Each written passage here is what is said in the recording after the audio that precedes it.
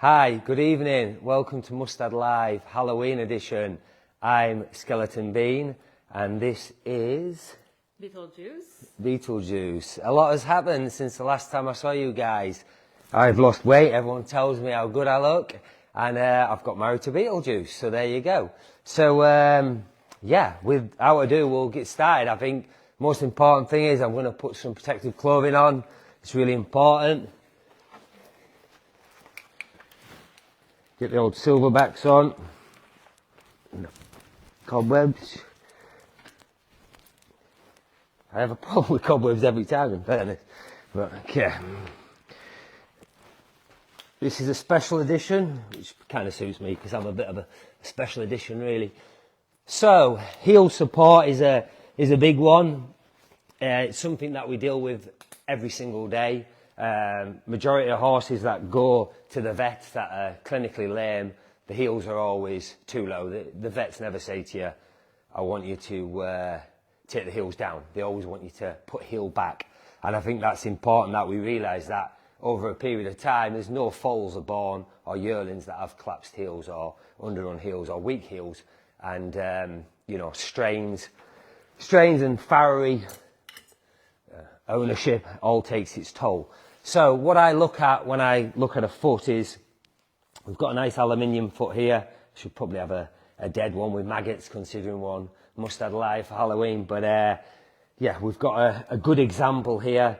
I look at the basics.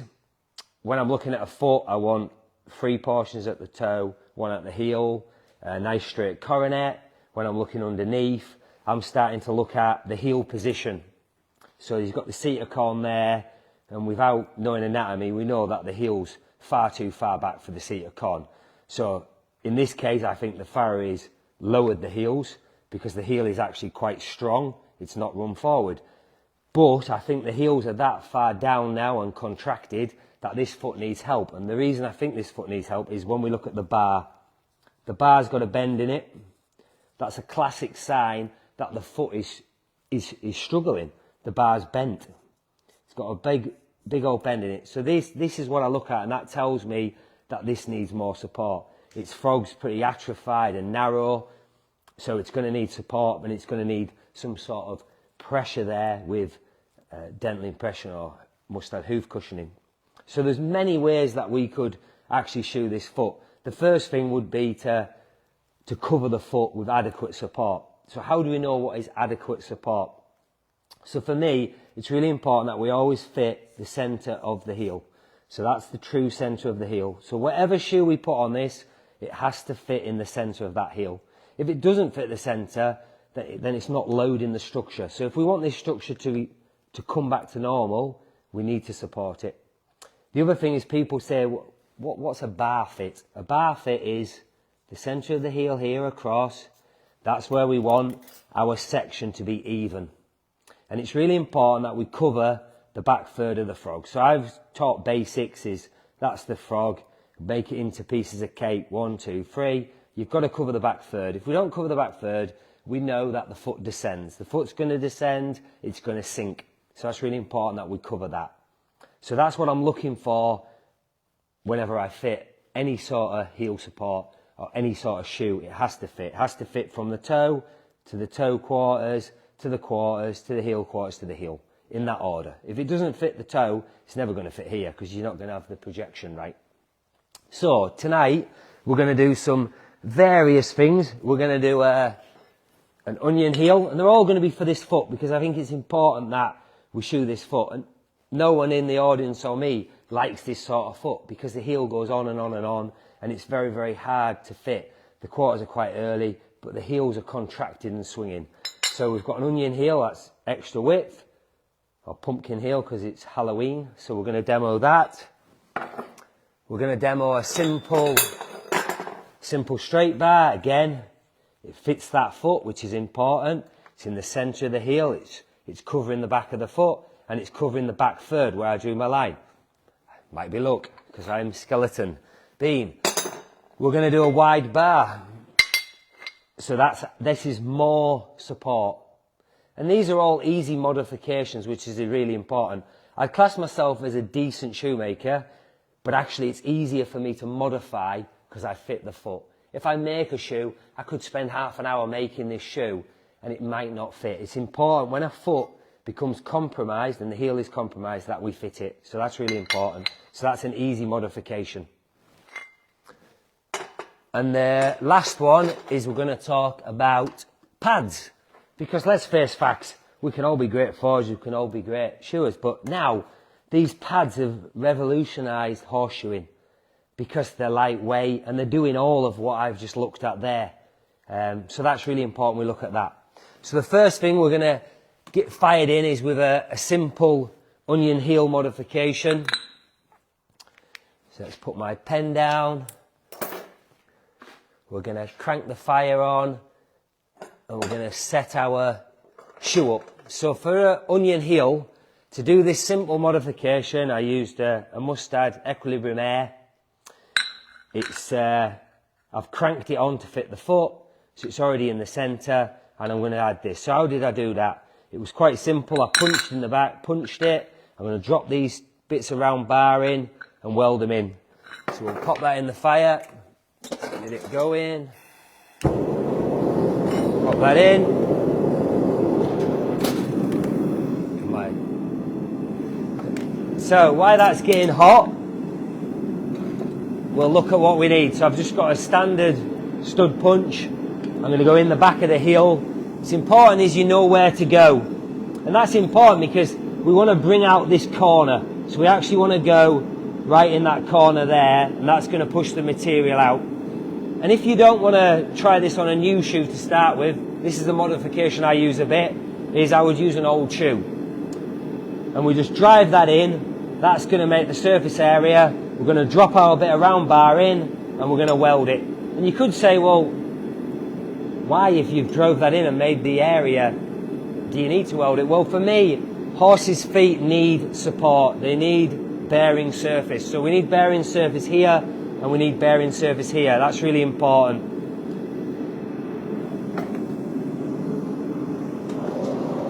So that's starting to get hot. The hind version of this is a bit of a lateral support or a wider heel. And I can do this on both heels. For the demo, I just did it on, I'm just going to do it on one. And that's really simple. I just need a little bit of round bar, which I need to cut. I shall get Beetlejuice to cut it. I need 2 inches of 5/16 round. So Beetlejuice is off to cut that. And we're basically going to drop the round bar in here and we're going to weld that in.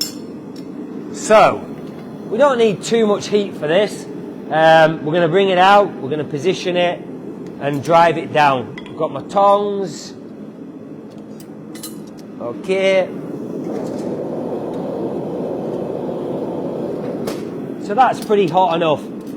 So we're going to go right on the inside edge. So it's important that we go in quick and we hold it down so it doesn't jump. On.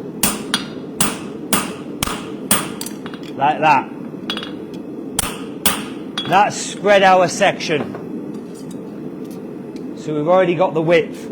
I don't need to level it or anything like that. I'm just going to open it up very slightly.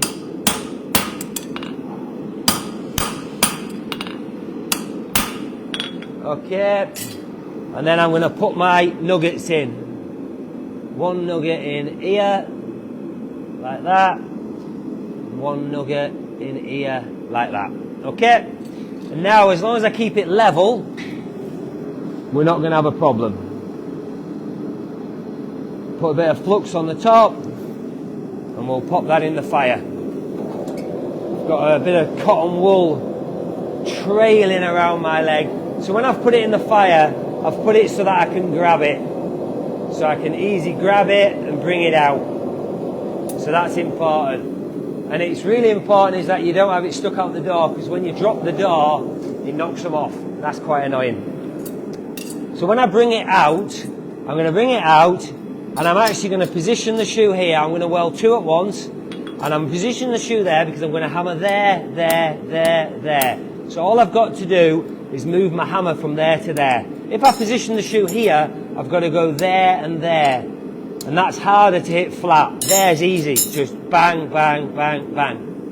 Simple as that. So it's important that you realise what you're going to do in the next heat. Perfect. Thank you, Beetlejuice. Lovely. That's why we have glamorous assistants. So this is easy. This is going to go in the groove, look. So that's 50 millimeters. But as you can see, it's straight. So we want a little bend in that. So we put it on here, nothing scientific, and you hit it in the middle with a round hammer. Like that. And then it's got a little bend in it, and we put it back on, and that fits there like that. So now we're going to put that in the fire, and we're going to get a little bit of heat on it. Just wants a little level there. Pressures of being live. There we go. So as long as we keep this level, it's never going to be a problem. So put that in, and we're going to look at the other shoe.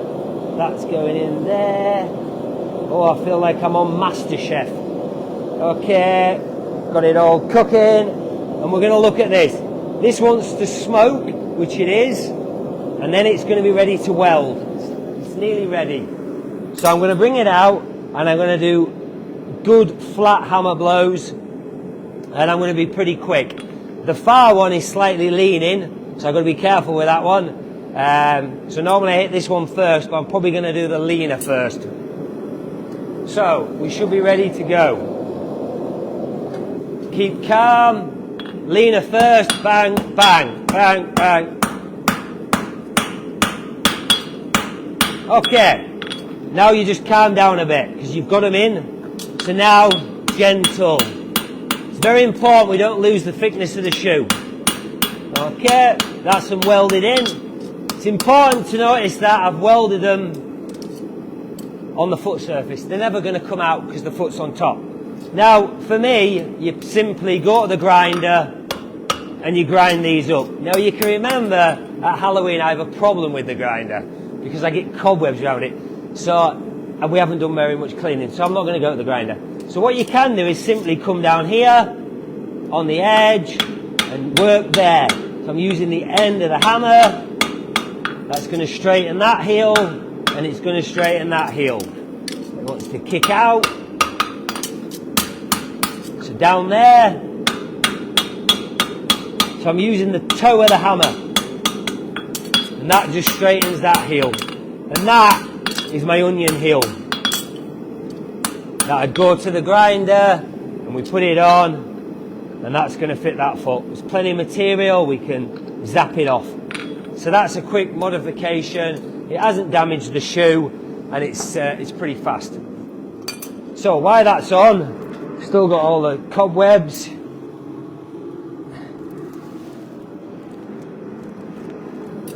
So back in the fire.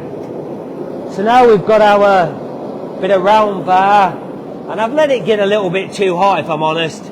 Put the flux on it. The flux is pretty good, so you just push it in now, and that's going to weld, okay? If you want to move it, you can move it down, like that, get it positioned, and just push it in and put it back in the fire. So there's loads of fluxes on the market. I'm on with this brand here. It's pretty good. I describe it as it sticks shit to a blanket. If you've ever had that happen, it takes some getting off, and that's what we want. So this is going to be a real simple weld, where basically you want to make sure it sticks where you want it. So we're going to go end, end, middle. So end, end, middle. And because it's round, and the way that a concave groove is, it's going to drop in. Then we're going to flip it over, and we're going to do a little bit of hammer boxing. But we're going to keep the bearing surface. When we hammer box, it's important when we hammer box that we don't just do this. If you bring your hand lower than the anvil, it brings your hammer face down. So we can really pull that, and we're going to use the end of the hammer to pull that down. So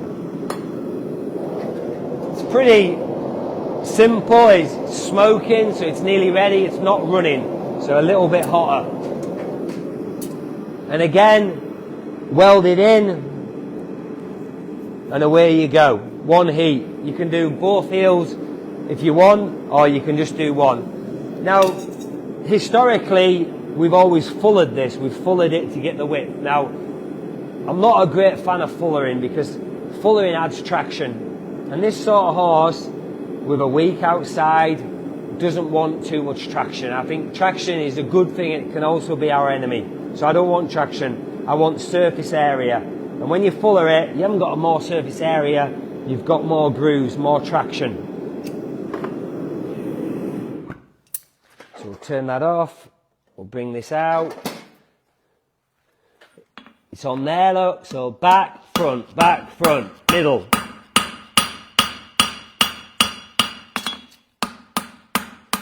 And then I look at it. It's pretty welded in. And it's important that we keep the section. So I've stopped hitting it. Because all I'm going to do is flatten it. And that's not what we want. We want to balance the foot and want to get it level. So just quickly clean it off. Okay, so we can already see we've got a lot more cover. But now we're going to drop our hand up to the edge of the anvil. We're going to drop. And I'm really using the edge to pull it out. Round the heel.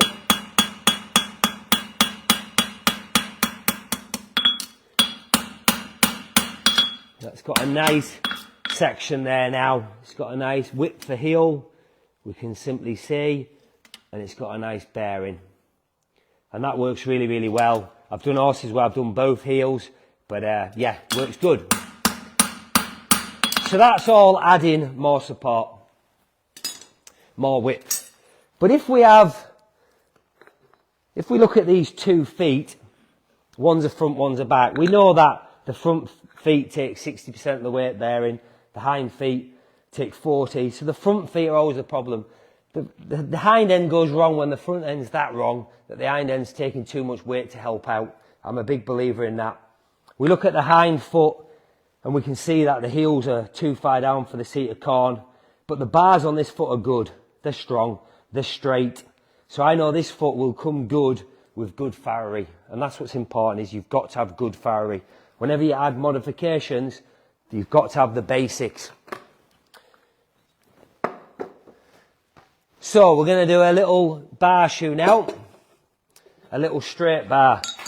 And you know I'm a Yorkshireman, so I like using little bits. So this is just a tiny piece of 25 by 8. And that's going to be my bar, believe it or not. And that's what I made that with. I just used that shoe, the hammer, tongs, a welder and that. So how I would do it is every day, is it's important that the shoe fits the foot. So quickly, I try my shoe on and I fit from the clip. So I'm trying it on and it's wide here. So we've got to bring it together. I'm not looking at this yet, I'm looking here, so it's wide. So bring it together, bosh. That's going to widen the toe, bosh. Down it goes. Now I look at it. It fits here now. It fits from here to here. So now I've got to bring it in. Centre of heel. So this heel needs more than this heel. So I'm going to go to the one that needs the most heel. And I do this every day cold. I'm going to put it where I want to bend it. Everyone tries to hit here. But if you want power, you have to hold this tight. And you want to hit just there. That's the sweet spot. It's not going to nip it. It's going to move it. 2 there, try it back on. So now we're getting where we want it. I'm going to do the same with the other side. And this is what I would do, because then I can fabricate it and fit it. And it's not taking long. And that's the key, is we've got to shoe horses in a decent time frame. They get bored. And we're trying to make money. It's a business. It's a commercial business, horseshoeing. And that's why I like to modify. So I'd go now. This side's pretty good. This side wants to come on. And that's it. I think I'm pretty where I want to be now. So I'd be every day. I'd try that on. Yep. Pretty good. Right. I'm going to get my bar sorted and get my bar in. So I've already pre-cut that. Not a bad guess. So it's just a measure there. So we're going to put that in the fire. And I'll make this bar in one heat. And then we'd arc weld it in. So put that in. It's a little fiddly thing. But it's alright. Again, I put it so I can grab it. Doesn't have to be the hottest, but I always put stuff where I can grab it. there's not worse than doing that, throwing it in there, and you've got to try and get in when the fire's hot. So I always put stuff, whether it's the competitor in me, that I can grab it. And I'm always near the side there, so I can grab it. Put that in. So have a look at my fit. I think that's pretty good. Make sure it's level. And I always, for this sort of shoe, I always use what I call a flat shoe. So anything like a Libero 3/4 fullard, an Air, because when you weld it in, it looks good. When it's a concave shoe, it's very hard to make the transition of the weld. This looks real tidy. And I think that's important, that's what we do. I've got a little frog recess there, which is good. I want a frog recess. So we try that on. And this fits good and consistent. Luckily, we can turn it upside down and we can look that it fits round it and it fits the back. It picks it up from the quarters, adequate support, and there it fits. And there we can see that center is center, center, center. And then over time, this foot's gonna recover, and this bar is gonna be too narrow. So that's important. We're going to alter it and fit it.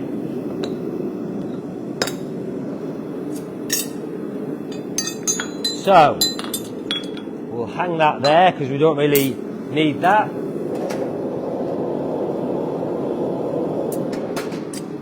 We seem to be getting on pretty good, Beetlejuice. Can't drink coffee, because I'm a skeleton and it'll come out. But next, we're going to do the wide bar.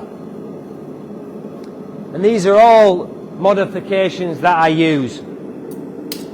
So this is I think it's a degree of how much support you want. So this is your first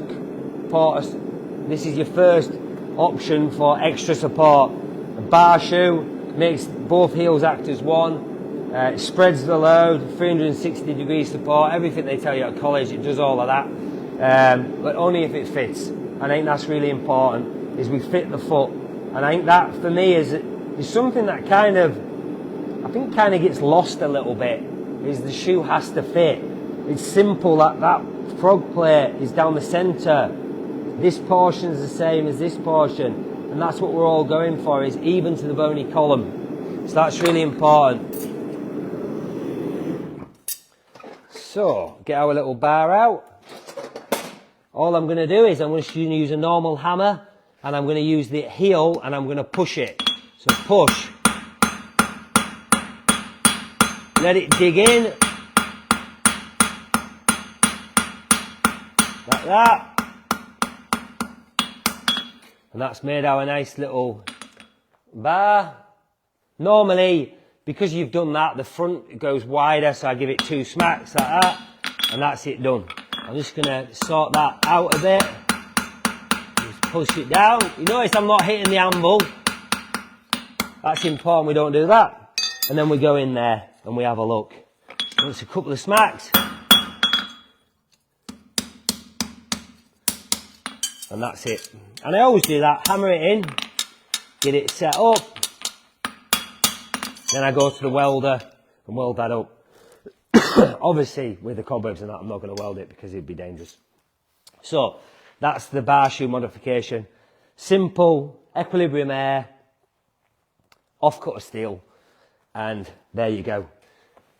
Quids in, especially with Labour's new budget. That's what sort of thing you need.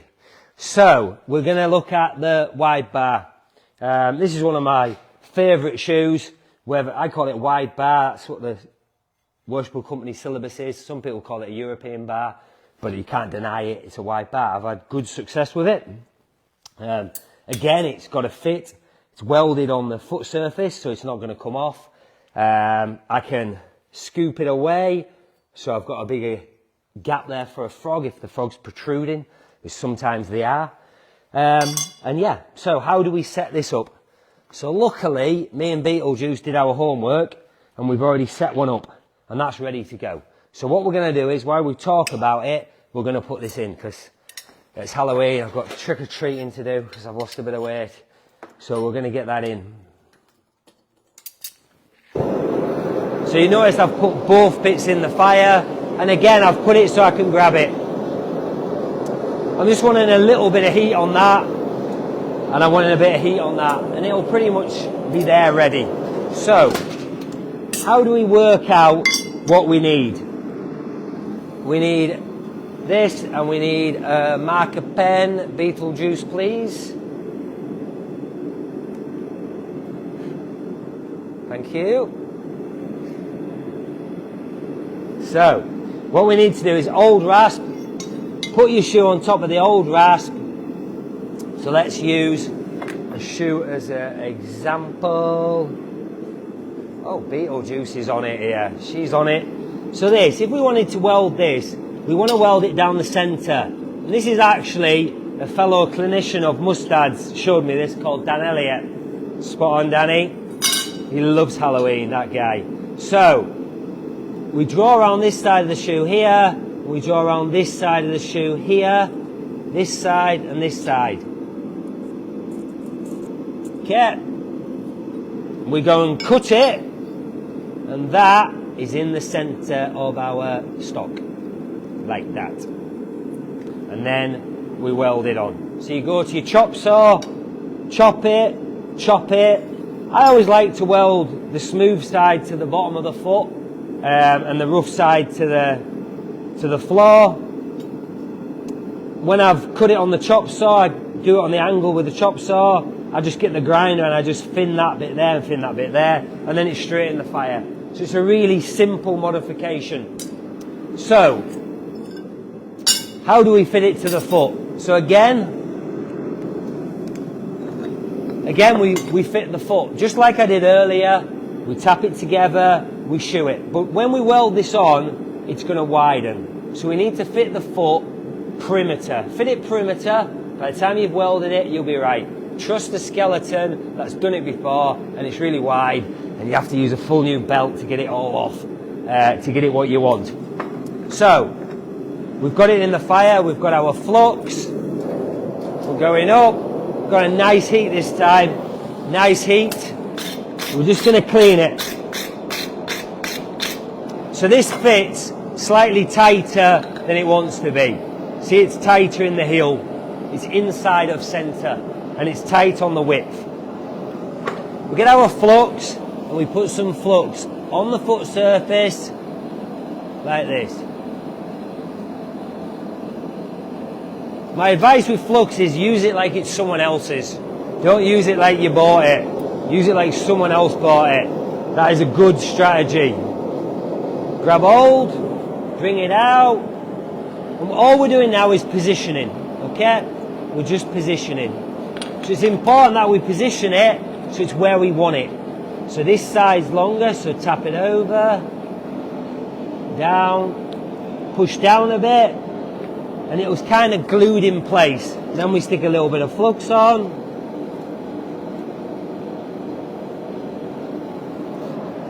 And then we're going to put it in the fire.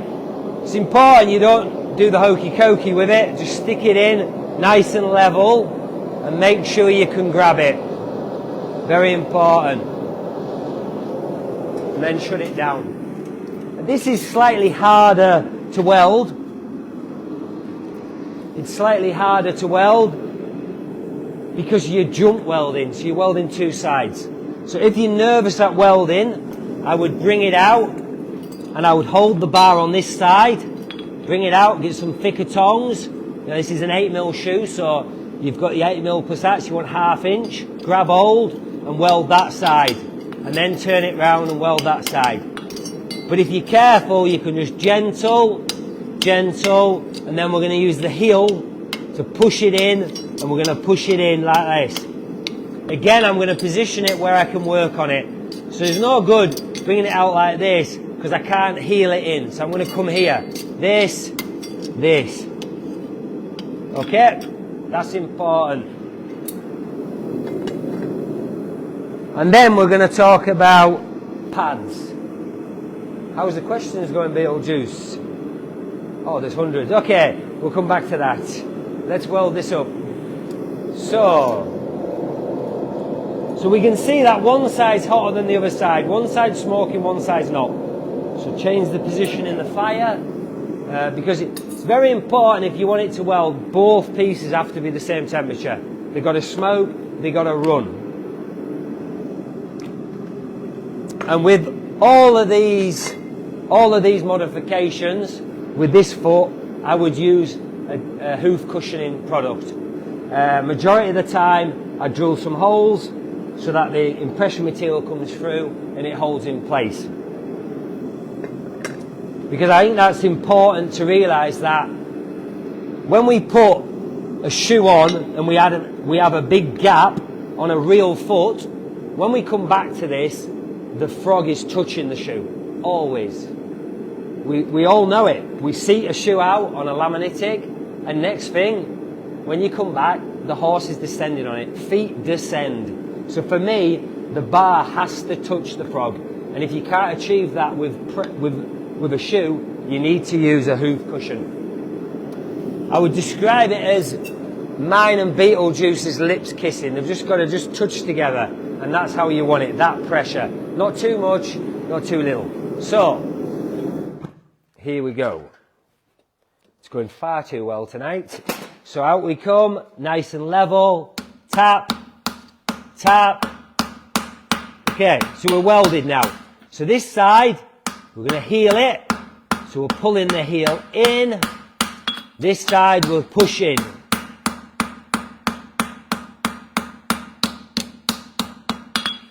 I want the frog support there, level.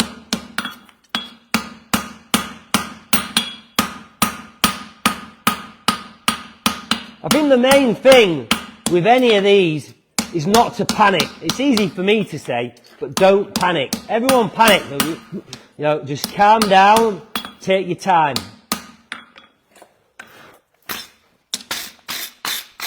And we give it a little clean. And I think the method that Danny shared with me for measuring it is really, really good. And we both agree that you have to weld on the centre. If you weld too much, all you end up doing is when you look at this side, it looks like King Kong has jumped all over your heels. And this shoe wants to look like a shoe. It's got to function like a shoe. So now we go back to our foot. I love these sort of horses. To stand still, you can fit them first time every time. And there we go.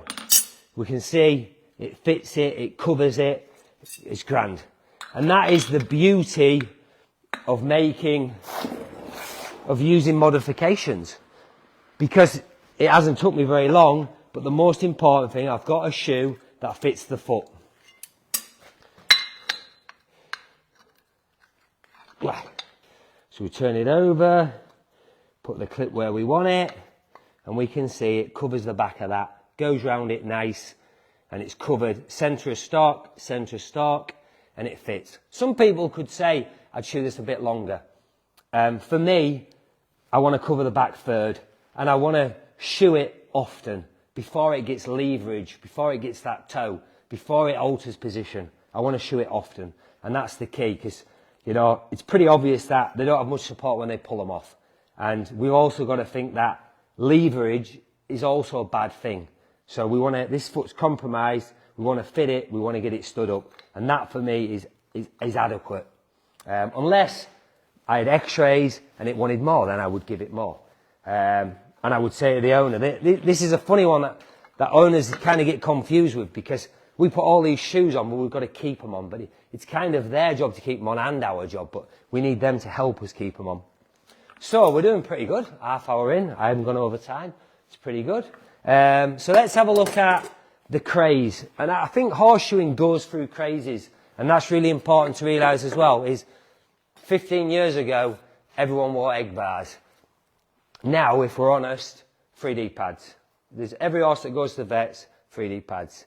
It fixes everything, coughs, colds, everything. So what we need to do is realise how we fit 3D pads. So, it doesn't matter what sort of 3D pad it is I carry loads of different pads. And that's really important. Uh-oh, they're in the cobwebs. So, we've got loads of different pads here. and they all come in different sizes. And that's important. They all have good features, they all have bad features. The most important thing is if I'm using this, I'm going to use dental impression. I'm going to use a hoof cushion. So I want the holes so the hoof cushion comes through. So we've got pad here, all different brands. It's not really, you can't really get that in the UK. It's a nice pad. We've got leather pad. We've got a narrow fit pad. We've got a slightly graduated pad, which is brilliant. And we've also got more of an old-fashioned Christmas tree pad. And I look at the foot and I decide, what am I going to do? And then once I've decided, so I've decided with this foot that I'm going to go with, you know, really half of the back of the foot wants to take the weight. And I'm going to leave the toe open. And why did we stop using more pads like these is because this is sharing the load across the whole foot. And we really want to share the load on just the heels, because the heels are affected. And if we leave the toe open, we've got traction. Horses need traction, you know. They need to propel themselves forward. Oh no. Burnt my suit. So, let's have a look. I made these two last night because I think that's important as we look. This is the same size shoe, number 2, Equilibrium Air, and it's the same size pad, same brand pad. But they're two different. This one, I fit the shoe to the foot, centre of stock, and I've altered the pad so this frog matches the frog underneath. We know that we have a frog plexus. We know we shouldn't shoe either side of it. We shouldn't put pressure there. So there we go. I've mirrored the foot and I've shot it. This one, I fit the shoe to the foot, and then I thought, which I used to be quite guilty of, that I would make the shoe fit the pad. And I've been guilty of that. I have to admit that. Because it's easy. That's easy. You just go on the grind and you grind it. But the funny thing is when you widen the heel to fit the pad, you're not on the centre anymore. And this is the scary thing is, this looks like it fits, but it doesn't, because the centre of the heel is here, and the centre of my heel now is here. Because we've moved the points out. And this frog for me is too wide for that foot. That's why there's multiple different makes out there. This one is right. We're in the centre of the heel centre. So if we simply take we've fitted all this up and we think, yeah, it's not bad that. We take the rivet out and we try the pad on there and we go, yeah, I don't think that pad fits that too bad. Then we put the shoe on. We're not even on the heel. We're not even on the heel anymore. And I'll be honest, this still works. You still get results. But if we want quicker results and we want more effective results, this works a lot better. And I think that's what horseshoeing is about, is we learn and we evolve. So, 2 different ways, but I've done this and I've had good results, and I've done that and I haven't. And I must admit, on the right feet, these have improved feet. So, the only other issue we have is when we have this sort of package on a horse, it's on a horse long term. It's not a short term thing. So when it's on there long term, we need to maintain the health of that foot. So for years, I've used dental impression and I've used copper sulfate. So there's loads of different brands out there. Obviously, these are my favourites. That goes without saying. Why are they my favourites? Big, nice big tubs. I always start soft. People think, what do you start with? I always start soft. There's nothing worse than making a horse sore, whether it's through nail pressure or whatever. So I start soft and I build up. Obviously, the more support you have, the more load sharing. So if we look at the 2 products, I know it pains me to see this much dental impression. That's very pliable. I've got strong thumbs for a skeleton, been told that before. And this one's less pliable. This is a higher shore factor, so this is going to take more weight than this. This is going to give more absorption and more concussion. So this time of year, when horses have got the pads in and we're using them relentlessly every 5-6 weeks, all I'm going to use is the ZNO. What is ZNO? People go to me, what is ZNO? ZNO is zinc oxide in it. So it's got zinc oxide in the hoof cushion. Zinc oxide, for everyone out there that didn't go to school, that's most farriers, is copper sulfate. So copper sulfate is going to help the foot be healthier, it's going to prevent natural bacteria, it's going to prevent thrush. Because whenever you put this on, these things happen. So, I just mix 50-50. Sometimes I mix more or less. If I think there's a difference between the hardness, I can use this 25 and I can use the white in the 15. And I'll make a softer mix than these. So that's important. You can mix the two. As long as you've got a colour and a white, you can't go far wrong. Now the secret is not to mix too much, because it just goes everywhere.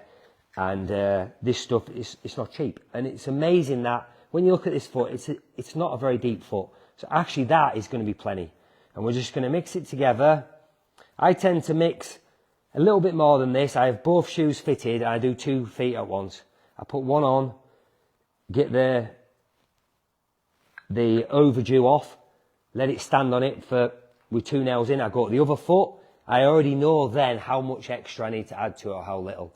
My apprentice will tell you it pains me when I see this stuff going astray, because you know it costs money and we're trying to be good for the environment and so on. It's not about the money, honestly. So let's get the ZNO in there. I'm just going to do a bit of tidying up. I got a feeling that Beetlejuice has got some questions for me, and I don't think it's what I'd like for tea. So I'm just going to stick this in there. So basically, I just position it like that. I don't go mad pushing it down. I want to leave some body. I want to leave space for it to come out and some body at the front like that. So when I put my pad on, we put our pad on, we push down, okay, and then we can fill. And it puts its weight on it. And believe it or not, I've hardly got any waste, so it's perfect. Perfect. And it's going to stand on that. And I haven't got all that junk that comes out of here that all them TikTokers do, because it looks great. I haven't got all that. I've got actually quite a clean, tidy job where I haven't got to tidy it up. I've just got to, when it's stood on it, it's there, and that's what it is. Then all I've got to do is just tidy that up. I don't like too much hanging out the back, and I like it to be nice and tidy. And, you know, this sort of shoeing has revolutionised horseshoeing in a way. I've had this sort of, well, this pad or any of the pads, this pad or this pad, and I had a horse that was sore on the medial heel, and I actually took the medial heel off, and I took the pad away like this. So I basically made a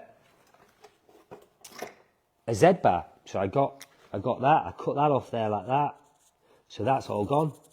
I cut across there like that, I cut that off there, I left the frog, but I left all that, and I put my dental impression in, and I put a Z-bar on it, and it was perfect, went sound, and it was great. But that would have been a massive job before, because I've had to make a shoe for it. So for me, this has really moved with the times. But yeah, this time of year now, this is all I'm getting out. It's stopped me having to do the that chef thing where you go, I don't have to do that anymore, so it's all perfect. So we're doing good. Beetlejuice, what are we on with? Do you ever use magic cushion? Yeah, that's a funny thing is I did used to use magic cushion, yes. I wouldn't use magic cushion under this sort of pad, but I would use magic cushion under this sort of pad.